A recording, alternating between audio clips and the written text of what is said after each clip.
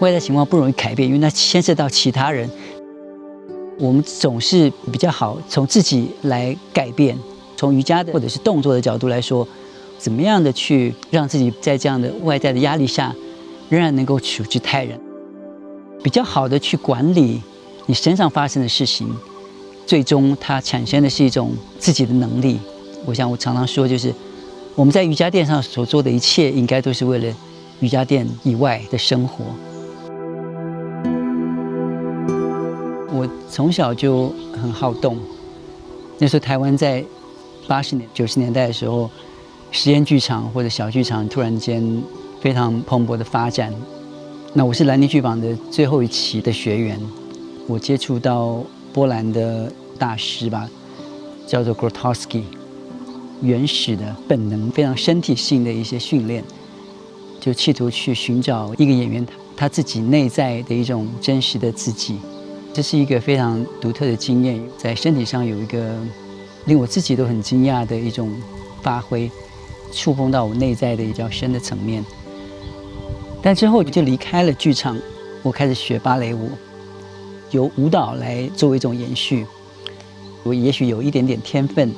后来搬到美国之后，就在加州北部的一些小的舞团，我就跟他们一起练习，然后也有演出。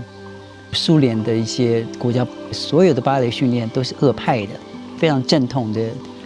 我在捷克舞蹈学校在那里拿了一个学位，变成一个芭蕾舞的老师。在捷克的最后2年的时候，我突然间栽进法国路易14宫廷里面发展出来的，就18世纪的巴洛克的舞蹈，是芭蕾舞的前身。所有的舞蹈的芭蕾舞的术语都是法文的。法国在那个时代，比如说巴洛克的舞台戏剧模式，从很多角度来说是为了复兴希腊的戏剧。一个演出当中包含诗歌、舞蹈还有音乐，表演艺术是都在一起的。但特别是在法国，歌剧、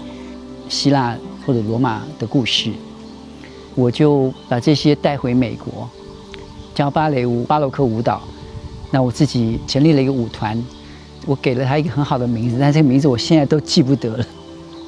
巴洛克舞蹈实在是非常小众的一个东西，大概1-2年之内，在美国的西岸发展的蛮好的。就我去参加美国西岸最早的一个巴洛克的一个音乐的夏令营，包含舞蹈这个部分。那我去的第1年是当学生，然后第2年我就变成老师的助理，在第3年我就变成老师，发展得很快。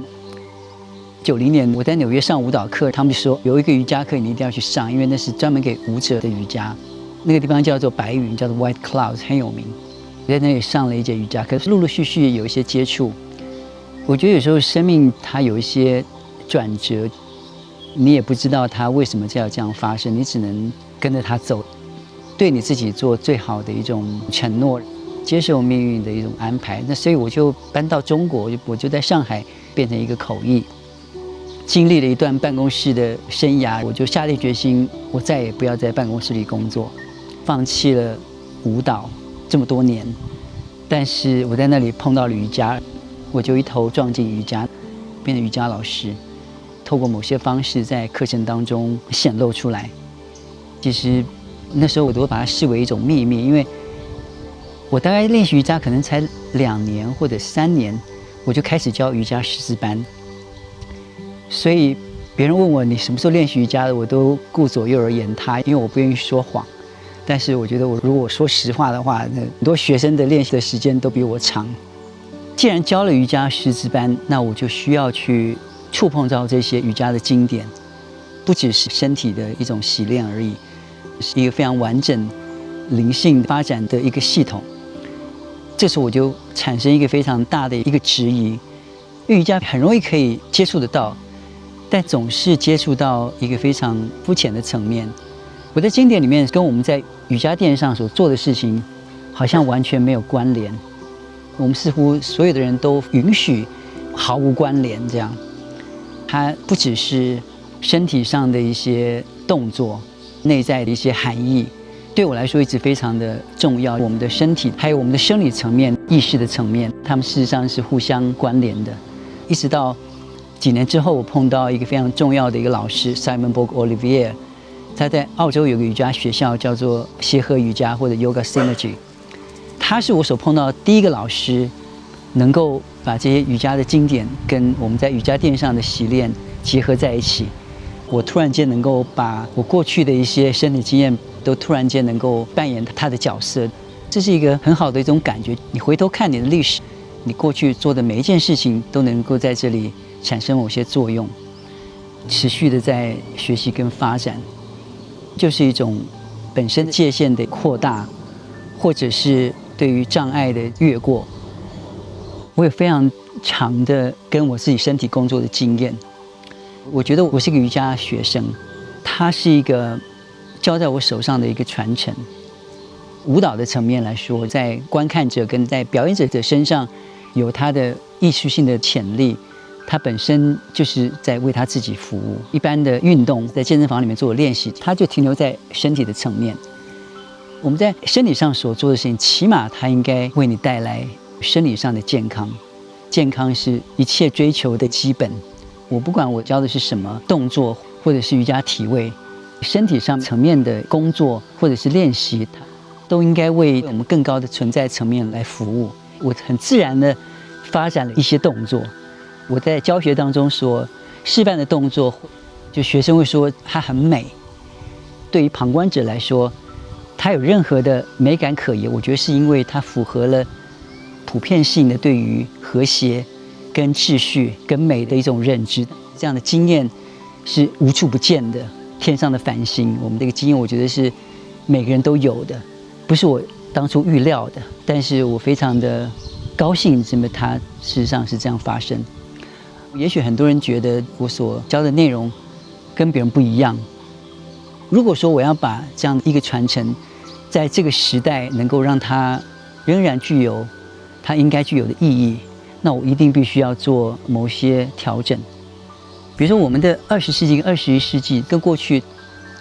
99%的人类历史都有非常非常大的不同，只是试图在一个我所认同的规律之下，我尽我所能的不去让这个传统在我的手上变形，去做我可以做的努力。这是很自然，因为每一个时代它都有它的特殊性。我们的这种生活方式让我觉得很有意义的一件事情。我离开舞台或者我离开舞蹈之后，对我来说是非常大的一个解放。我不需要再去在意我到底看起来怎么样，因为对大部分的舞者来说，面对镜子是很难过的。你每天在那里重复几百次、几千次、几万次的这些动作，你一眼就看到你自己的毛病，所以你总是在批判你所看到的。就是我的生命当中，我有一半的时间是生活在外国。最近几年，我很庆幸，我毕竟是一个东方人，我的思考很自然的亲近某些事物，这样的一种倾向还是非常东方的。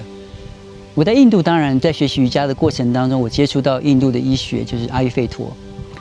那阿育吠陀给我的最重要的启示就是，我们的身体本来就是完美而且健康的。阿育吠陀它讲更多的是一种平衡，让我们的身体恢复平衡，把多余的把它去掉。瑜伽很关键的一个理念就是我们怎么样去去除这些我们没有办法达到一个清明的状态，是因为有太多的来来去去的杂念它挡在前面，让我们的身体回到一个更自然状态。这个时代特有的一些生活模式，比如说坐得太久，在呼吸上面的一些不正常，很多部位的过度僵紧，特别是腹部跟下背部，这些基本上造成了大多数人的亚健康。事实上我们没办法去面对面的去解决生活的压力，因为它就是在那里。但是我们可以去释放身体这些紧张，